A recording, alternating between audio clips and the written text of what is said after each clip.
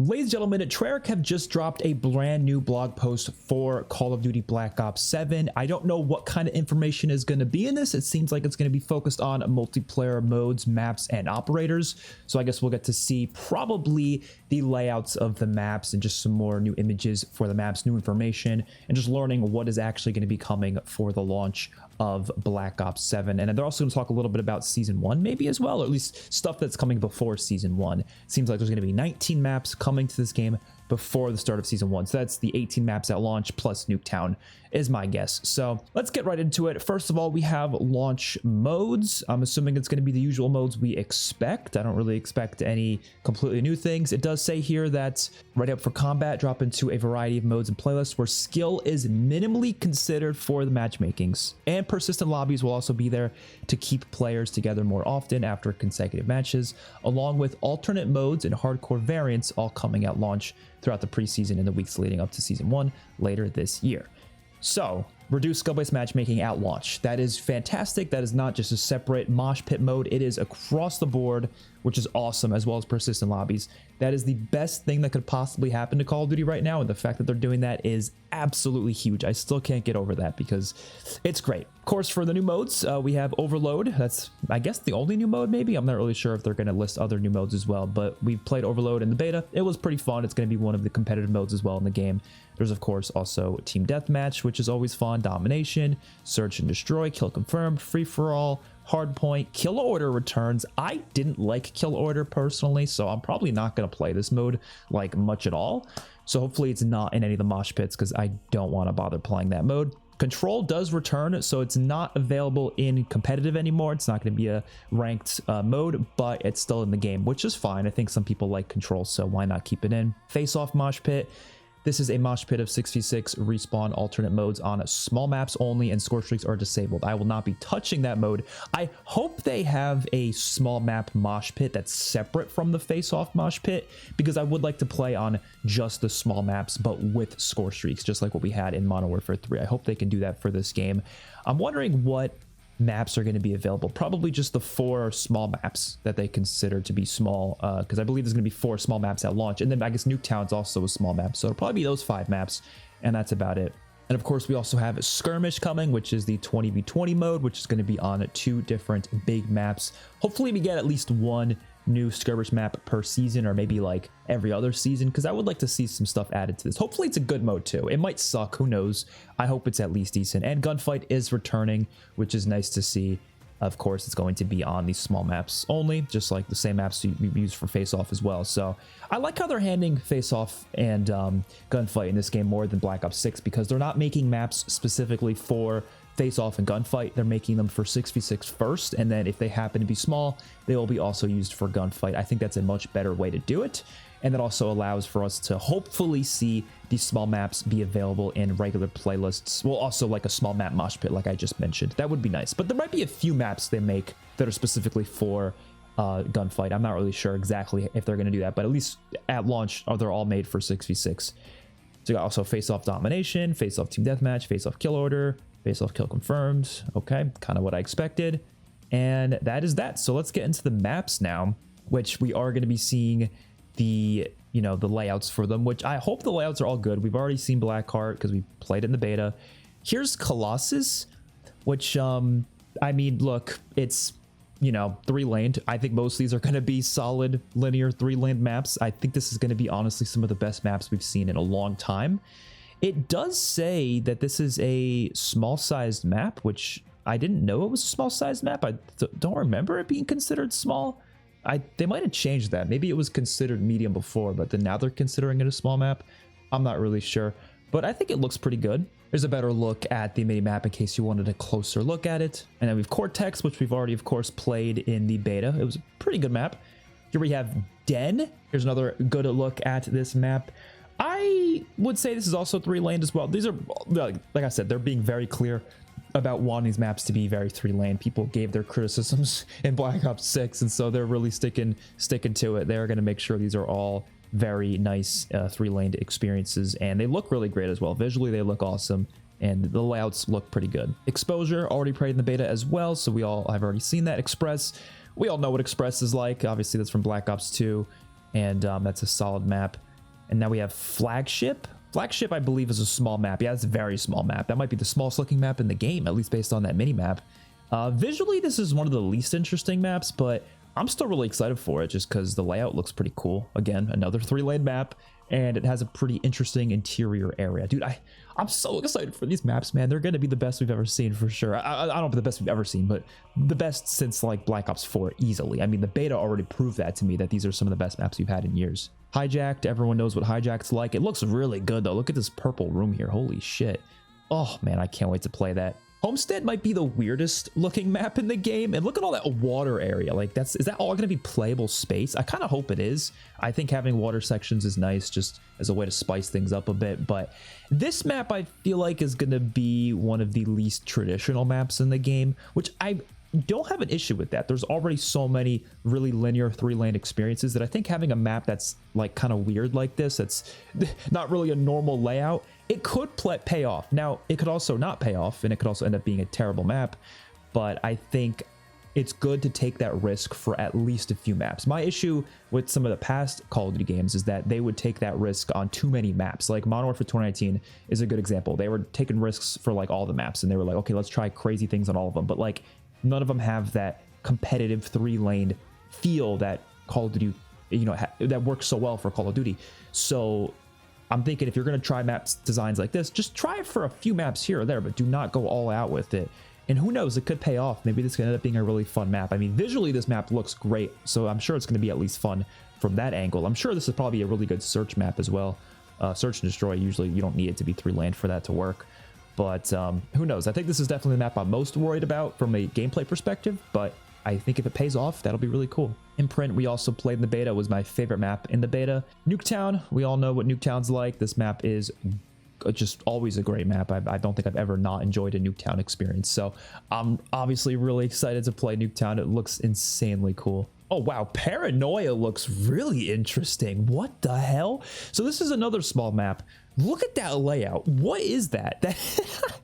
I kind of like it though. It's like 2 symmetrical rooms connected with like a hallway. I mean, it's kind of 3-laned. I don't even know how to explain that layout, but I honestly think this could end up being one of the best maps just based on how unique that layout is. I like small maps, I do as well, so I don't know, man. I think this could be a really fun map. It visually looks really interesting, so probably the map I'm most excited for out of the new maps in the game. And of course we have Raid returning, which is always great to see. Retrieval is another map that looks kind of weird, kind of similar to Homestead in the fact that the layout isn't like a traditional 3-lane map. But like I said, it's okay to try that here or there. I don't think they should do the same exact layout for every single map. So I'm excited to try this one, but I think just like Homestead, it definitely is the one that has the highest chance of not being a great map. But it looks really cool. I like the snowy vibe of it. Kind of reminds me of Stronghold from Black Ops 3.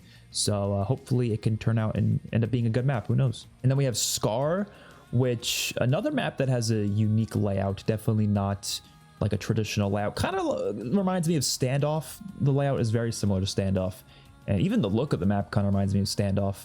But I'm sure it could end up being a good map. Who knows? I guess we'll have to wait and see. But I'm excited for all these maps. So none of these, I think, look bad right off the bat. The Forge, of course, we played in the beta as well. That was a decent map. And Toshin was a map that I didn't love in the beta, but it got much better because they actually did make a pretty significant improvement to it. They've already shown it off, or they're adding another lane or another like flank route, I guess, that's going to help the map flow quite a bit. And then we have the skirmish maps, which honestly, they look great. This is obviously from Avalon. So when we actually play the Avalon map in Warzone, this is what it's going to look like. Also in Endgame, of course. And this one looks really cool. This is Mission Edge. It's got like a city feel to it, and it looks freaking gorgeous, man. I like that it's a futuristic version of Avalon, and they didn't just copy and paste Avalon from Black Ops 6, which obviously that's not, you know, always playable everywhere, but there are definitely some places where you can see the map like outside of other maps in Black Ops 6, and it doesn't really look like this. This looks much more futuristic, and it definitely is going to be fun to play on for sure. And this is Mission Tide, which is like some kind of base of some sort, but I mean, I'm excited for Skirmish. I feel like Skirmish is going to be really underrated. I think Treyarch does a good job with their big team modes. They haven't really had a really fun big team mode, I would say, since Black Ops Cold War, to be honest. I didn't love the one in MW2 and MW3. I thought they were kind of whatever, But Black Ops Cold War, I liked Fire Team. I liked Combined Arms. I thought they were actually pretty fun. And Ground War and Modern Warfare 2019 was also pretty fun. So hopefully they can get back to some really good big team modes they haven't really tried in a while. At least they haven't tried that hard in a while, but hopefully it could be pretty good in this game. All right, and that's going to do it for the maps. And now we can check out the operators. I feel like we've seen all of these already, right? Yeah, I mean, obviously got all the zombies characters. They've definitely shown these characters off already, so I don't think there's anything new. Oh, they're going to show us the unlock criteria. So it's just kind of showing you the levels. Some of them are from the Vault Edition. That's not really much, actually. It doesn't really tell us too much. Oh, they're going to give us like descriptions of them. Don't think I care to read them all. I might read a few of them, though. I'm going to read the ones from like the campaign, because I think that'll be a little bit more interesting. But the characters that are not in the campaign, I can give a rat's ass about. So 50-50, when a genetic condition threatened to take out her out of the fight. Leilani, 50-50. Tupola joined an experimental bionics program and was equipped with cybernetic limbs that gave her enhanced reflexes, precision, and endurance. Convinced she's living on borrowed time, this fierce fighter makes every second count. And then we have, of course, Harper. Harper's approach hasn't changed much over the course of his career, getting clean, keep the team tight, finish what you start. His combat record proves the effectiveness of this approach with more operational hours clocked and more successful missions than anyone in his unit. Kagan is the CEO of the guild, of course, or at least the Transactional Private Security Corporation. Yeah, so she's the CEO. She is relentless in her pursuit of global market dominance. Though she started as a humble analyst, Kagan's business acumen and talent for manipulating office politics aided her rapid rise to the highest echelons of the company. So yeah, she's the villain of this game for sure. I think that's pretty clear. I don't think the guild is supposed to be a good place, so it's not supposed to be a good group. So they're going to be the villains for sure.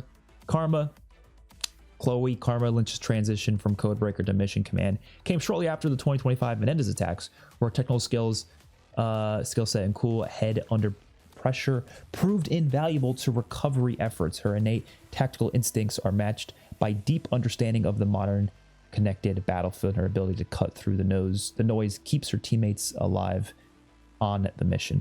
So I mean, it's weird because either her or Harper are supposed to be dead in the campaign, and I believe in the like canon version, I think she's supposed to be dead, but I'm not really sure. It doesn't really matter to me. I don't think she's in the campaign. She's just in the multiplayer anyways. Mason, determined to serve like his father before him. David Section Mason rose through the military ranks and leads Spectre 1. Leads Spectre 1, an elite counterterrorism unit defending the world from high-risk threats. His bold tactics and battlefield instincts are tempered by a deep responsibility for the lives of his teammates. We got Samuels, part of President Bosworth's Secret Service detail responsible for safely transporting her through Los Angeles during Menendez's drone attacks. Yeah, so he was technically in that campaign. I guess it wasn't in it, but he was like there helping escort the president during those battle, which is interesting. It's an interesting backstory for the character for sure, alongside Mason and Harper.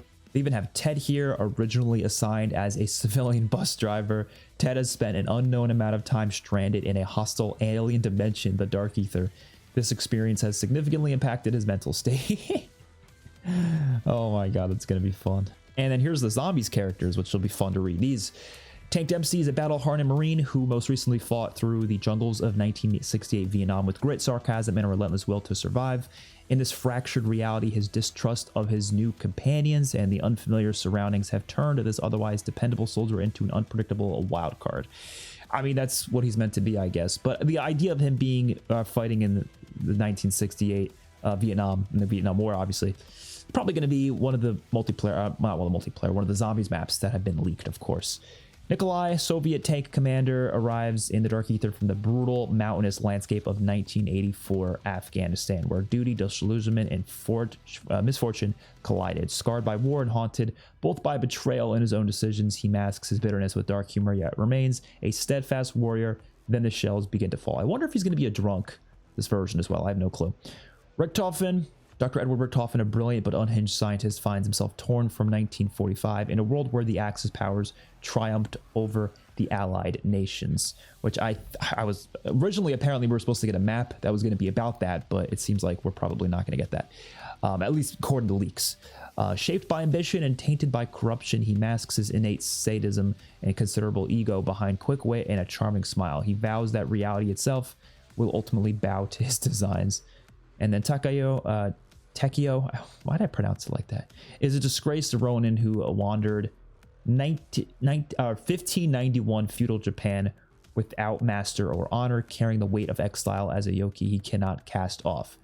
Bound by his code, he only still barely believes in. He seeks redemption in the chaos of battle. His blade, both a burden he must bear and a judgment of his enemies. That map is going to be sick. The one based on 1590s Japan, that'll be pretty cool. That's going to be the Japan temple that was leaked with the volcano and stuff. That'll be interesting for sure. And when it comes to the rest of the characters, I'm going to be honest, I don't know if I care to read their things. We already know about these characters quite a bit. That's gonna do it for this blog post. There wasn't a ton of information, but it was fun to look at the multiplayer map layouts. I thought that was definitely the best part of the information they revealed here. The maps look great. I'm really excited for this game. Hopefully you guys are as well. Let me know your thoughts in the comment section down below. I will see you all in my next one. Peace out.